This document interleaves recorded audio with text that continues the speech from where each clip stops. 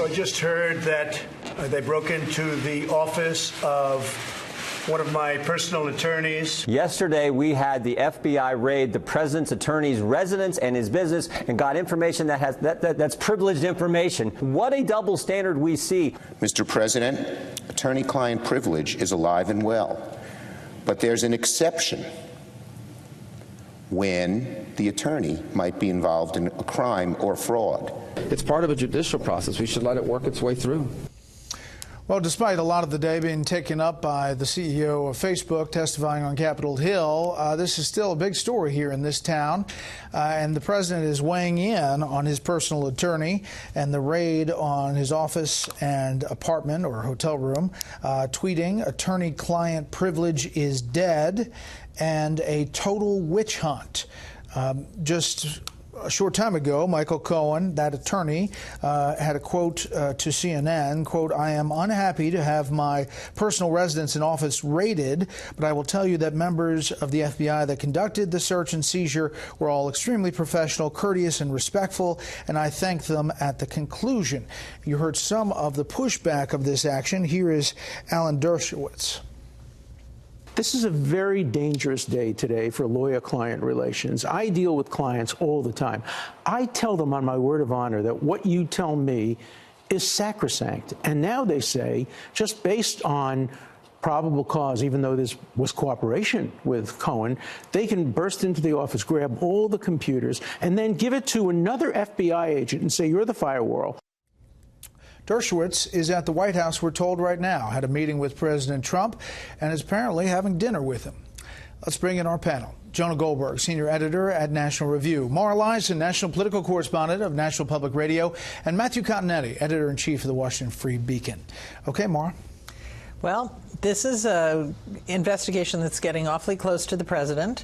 I thought what was really interesting yesterday is you had some polite pushback from Republicans. You had Mitch McConnell saying the investigation should go forward. You had John Cornyn saying that Mueller's report should definitely be given to Congress, which is not required. You also had Chuck Grassley saying it would be suicide to talk about firing Mueller. And this comes after people who are talking to the president, outside advisors, are saying that he's as mad as he's ever been. And the idea of possibly firing Jeff Sessions is very, very live. Sessions, Rosenstein. Because that's the way you get rid of Mueller. Right. Rosenstein, really? Well, Rosenstein or Sessions. You have to either replace the Attorney General with someone who's not recused, fire Rod Rosenstein. That's the way you get rid of the special counsel. You've heard all kinds of punditry, Jonah, about this is a move that's kind of tangential to the Russia investigation, designed to have the president do what he's potentially contemplating doing, and that is fire Mueller, and thereby make the case for obstruction of justice pretty clear. Yeah, but the funny thing about this, or the weird thing about this, is that forget whether it's political suicide or all those things, it would be pointless to fire Mueller because Mueller is not doing the Michael Cohen investigation. He handed it off to the U.S. Attorney for the Southern District of New York, who is not working for Mueller. If you fired Mueller, that thing continues to go. The only way you can get rid of that investigation is to fire the Trump-appointed interim director of the U.S. Attorney's Office. Hold on 1 second. He recused himself. Right. Oh, but you got to put somebody in there who will then kill this investigation. Politically, that is just, I mean, the optics of trying to make it all go away now, I just think are almost impossible. But maybe I'm wrong. Matthew. It's important to ask how President Trump found himself in this situation to begin with, and that was by firing James Comey. And after Comey's firing, Comey leaked the memos, which then led to the appointment of the special prosecutor. So now, if President Trump thinks he can fix the situation by firing the special prosecutor, it doesn't make much sense if the first firing led to only more problems for him. Go ahead. There's one situation where maybe he could do this if the Republicans hold on to the House of Representatives. Then maybe he could fire him. Because if he fired him now, it would help Democrats, I think, in the election. And if Democrats took over, even if Mueller was fired, they'd probably have him up testifying 7 days a week. Donald Trump has been a disruptor to Washington. He has everybody reacting to his actions, with one exception, Robert Mueller. He's the other disruptor. And the two of them now in combat could lead to a very combustible situation. Well, it's definitely combustible. Speaking of combustible, the decision on Syria, we're told, is imminent if it's not already been made, and that some action may be imminent. Here's the president today. We're making a decision as to what we do with respect to the horrible attack that was made near Damascus, and it will be met forcefully. We speak today, and we see the suffering of the Syrian people. And me and the President, we see eye to eye that this matter has to stop immediately. We cannot tolerate with a war criminal. We cannot tolerate with someone who killed more than 500,000 of his own people. And this matter should end immediately. They're meeting in the Oval Office with the Qatari emir, which you remember a short time ago, the President Mara said that Qatar was responsible for supporting terrorism. So quite a turnabout here. How fast things change in Trump world, whether it's in foreign policy or ex-advisors. Everything is pretty fluid and flexible, as he likes to say. But we do think that there is likely some imminent action. I think there is. And to me, the question is it going to be like what he did almost exactly a year ago, where he hit an airfield, didn't seem to deter them from using chemical weapons again? Is it going to be something more? Take out the Syrian Air Force? That would risk a confrontation with Russia. You know, what's he going to do that will actually have a deterrent effect? Because the last thing he did didn't work. John.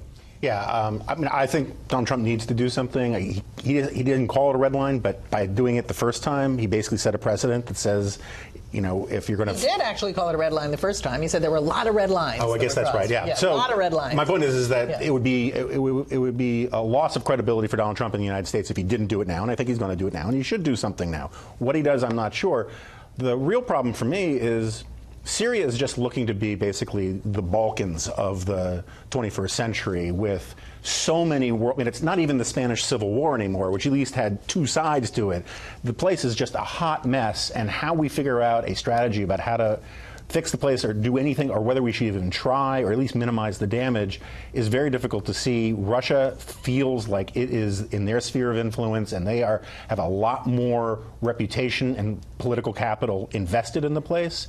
And it's a thorny issue to figure out what we can do about it. You know, Matthew, I've heard different pundits and different folks question whether this, in fact, was Syria who did this. I've talked to a number of officials who say they have pretty solid evidence and that they're going to be briefing as much as they can beyond the classified. You heard the president in the cabinet room saying, we have a good idea.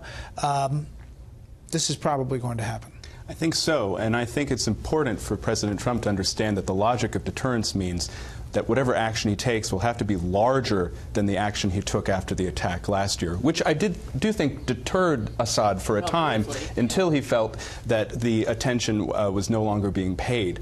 So the person to watch... Donald Trump announced that we're going to pull out of Syria. That's right. And the person to watch now, though, is Bolton, right, who's always been reluctant about involving us heavily in the Syrian civil war or changing the regime, but I do not think is averse to really kind of having the full might of the United States military raining down on the weaponry of Assad. He's also not averse to shaking up the staff. We're told that Tom Bossert is leaving because John Bolton wants his own people there. If you take a look at the list of notable Trump administration resignations or firings, we are now up to the number of 31. Tom Bossert on the bottom right-hand corner there, Homeland Security Advisor being the latest.